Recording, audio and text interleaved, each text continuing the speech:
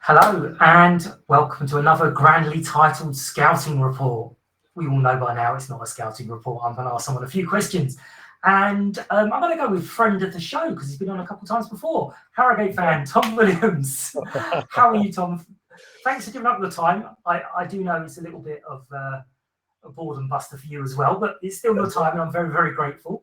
We want to talk about, he's been introduced as Jeremy Sivi. Yeah. But I noticed all your fans and Harrogate social media kept calling him Jez.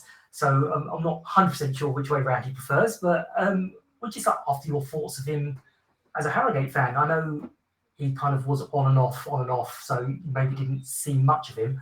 But a lot more than Middlesbrough fans would be able to tell me about him. It's the main thing here. So can you tell us a little bit about the playing style and, if any, what kind of impact they had at your time in the club? His time in the club. I've said that twice to someone now. Yeah, that's right. Absolutely. Look, first of all, it's an honour to be called a friend of the show. We felt, I don't know, I can't speak for Harrogate Town fans, but I felt sad when you guys went down. I think we had the two smallest grounds in the EFL, and so I think we felt a kinship with you guys with the smaller stadium. Well, I think ours is a little bit smaller than yours. And I did come 2 seasons ago. I said last time on the show I have visited your stadium to watch. I think I watched us lose 1-0 to you. So there's some connections there.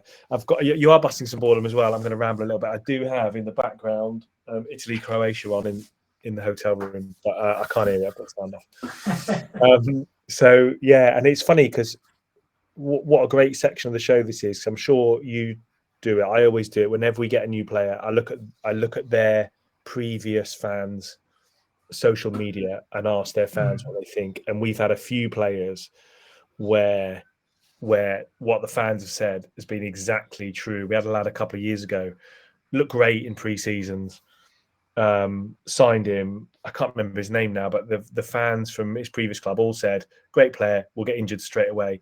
He got injured in the last pre-season friendly and then never played it. You think the clubs must give a completely different report to the buying club? Yeah, absolutely. It's great. Cast iron, never gets injured. We just had a chat about the Stephen Dukey McKenna. Just not taken from us. That's why he wasn't our player. But you just signed. So I'm sure you will find it absolutely correct that he will get you on your tippy toes or leaning forward on your seat. Oh, well, I hope so. We have had a bit of a tradition of. I've only been going to Harrogate for a few years, but we go to a lot of games, and we've had a bit of a tradition of having at least one exciting flair player in the team that kind of gets you off your seat. And Abraham Odu, who was kind of that for us last season, we sold. Who did we sell him to? I can't remember. We sold him to somebody, Peterborough, and so we felt like we need that. It sounds like Duke McKenna might be that player. But we'll see. Anyway, Jeremy Sivi. So we got Jeremy as part. I've never heard anybody call him Jez. So okay. Jeremy. The song was Jeremy Sivi. Right, fair enough. But we got him as part of the crazy debacle with Luke Armstrong going and not going and going and not going and then going. And so we had him from it must have been the January transfer window, I think, because I think that's when Armstrong finally went to didn't go to Wrexham and then ended up going to Carlisle. I think he played 17 games for us, maybe 3 more in the cup or something. Maybe he played 20. I don't think he scored or had an assist in 20 games. A lot of those were from the bench. I'm sure he started some.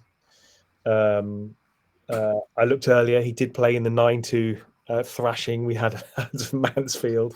Not that kind of should go against any one player.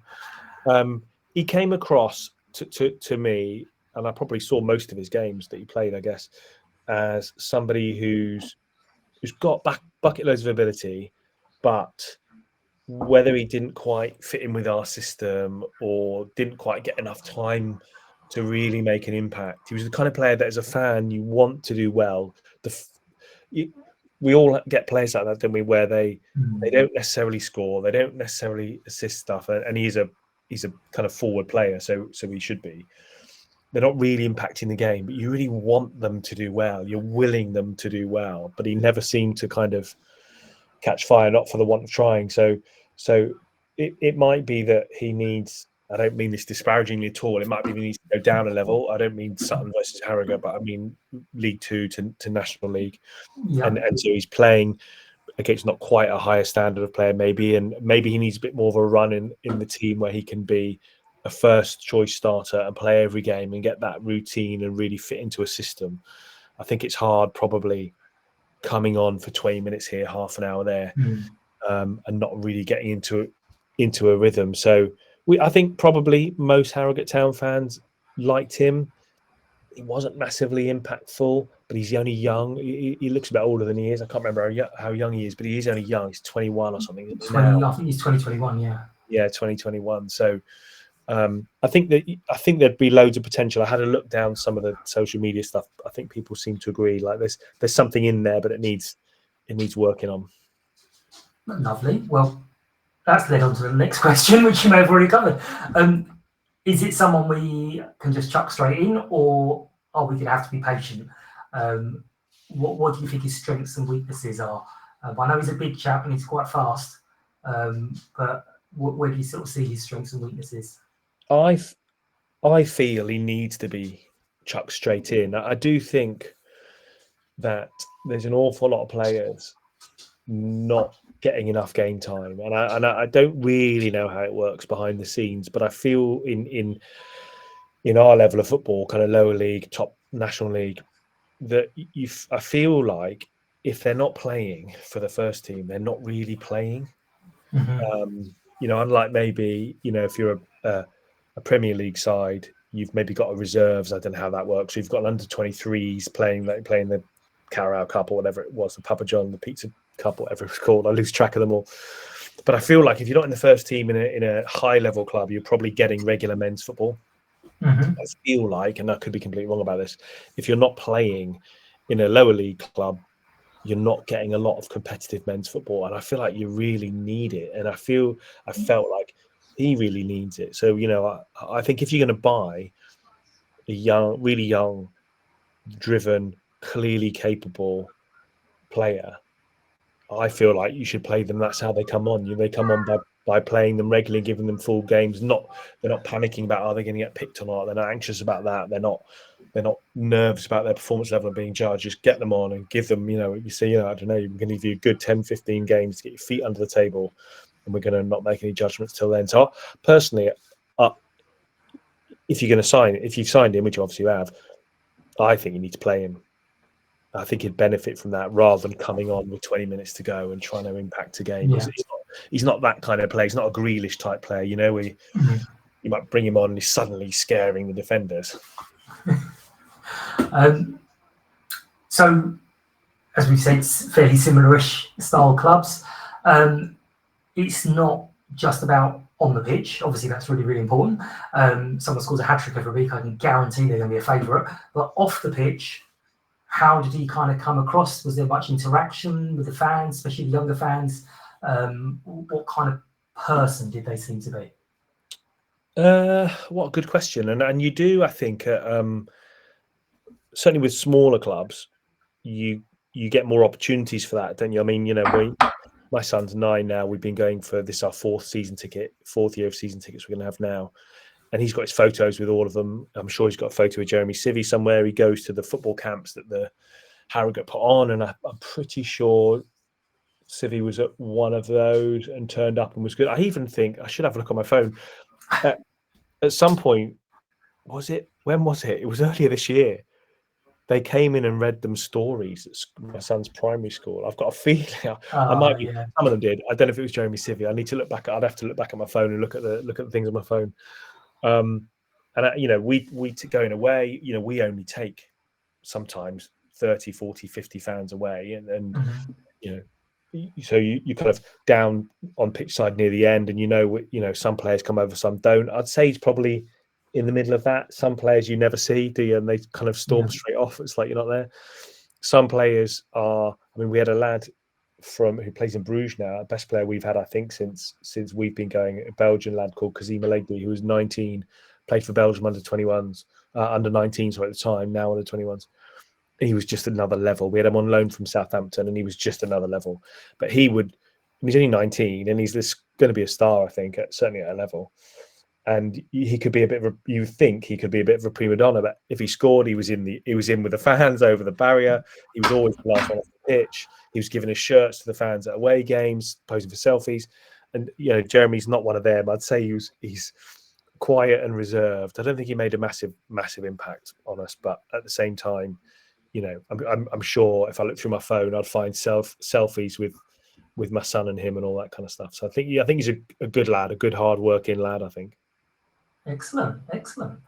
Well, that's it. Thank you very, very much, Tom. Good luck for all of the season, unless obviously we draw you in a cup. But other than that, good luck for the whole of the season. And as you said, there's a bit of affinity between the clubs because obviously the whole 3G thing, and you went up the season before us. What are your chances of coming back up, do you think? All of our signings have been quite young, hungry people who seem a similar-ish character. Obviously, we've only got snippets, but they seem a similar-ish character. And we've got a management team who are very, very hot on psychology. So they've obviously, Steve Salis, he says loads of it, and one of his favourite sayings is, "We, not me." And it's all about the collective. And it's if people are going to not be involved, and they're not going to be at the club. So hopefully, all I want is a bit more fun. I'll be honest, a bit more going to games and not going, "Hi, we lost again." We'll see. But hopefully we'll have a good crack at it. If not this season, then I reckon probably the one after. Yeah, we'd love to see you back. It's a nervous thing, I think, probably more so for us being a smaller club really, and a more of a we really are a non-league club, I'd say, playing in the league at the minute. The fear of going down, I feel like we'd never get back. So as long as for us, if we don't go down, it's like everything else. I think that was us, but then last season or the last 2-3 seasons, quite a lot of the big sides have left. So when you look, you're like, well, actually, there's not that many big clubs there. I mean, Barnet are obviously there, but it's not that many massive teams that you're like, oh, we're never going to compete with that. So we're like, maybe we will. We'll see. Hopefully. Fingers crossed. Yeah, lovely. Thanks a lot, Tom. Take care. Bye-bye. Thanks, Mike. That was great.